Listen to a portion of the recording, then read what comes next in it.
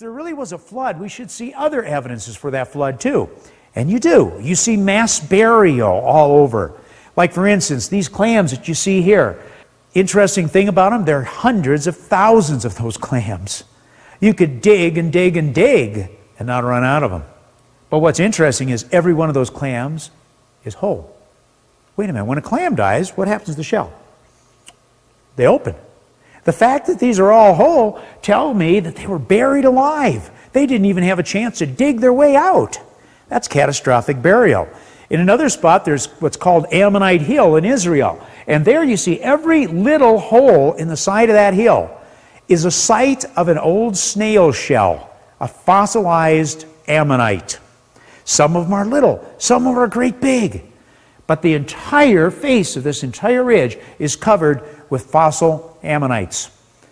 And you say, wow, that's a mass mortality, a mass kill, isn't it? It's not the only place. There's another spot. Dr. Stephen Austin's been doing a lot of research in the Grand Canyon, and he has found a layer in the red wall limestone with literally thousands and thousands of nautiloids in it. A nautiloid is kind of like an ammonite, but it's straight. And an ammonite and a nautiloid is a kind of a shell that maybe a squid-like animal used to live in. Okay? And these are long, cigar-shaped nautiloids up to about 3 feet long.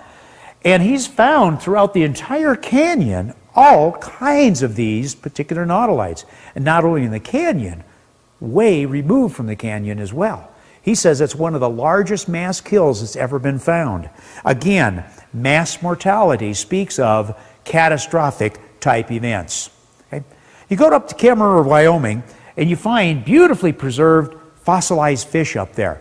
Now you'll notice one thing, there's not a fin out of place on that thing.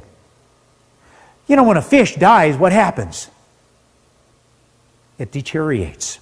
And if that had more than a few days to sit there on the bottom of the ocean, guess what? That particular fish would be totally deteriorated. You wouldn't even recognize it as a fish. The fact that it's so well preserved tells me it was buried and buried rapidly. And it wasn't just little fish like that. This one's about 2 feet long. They found alligators there. There's the palm frond with a bunch of fish with it too. Not a fin out of place. Rapid burial. How rapid was that burial? This one is eating his lunch when both of them got trapped. Nothing slow and gradual here. Here's a slab of 360 fish, perfectly preserved. Again, mass mortality. Go over to Dinosaur National Monument, and there you find all of these dinosaur bones perfectly preserved in the rock layer. And you say, how did they get there?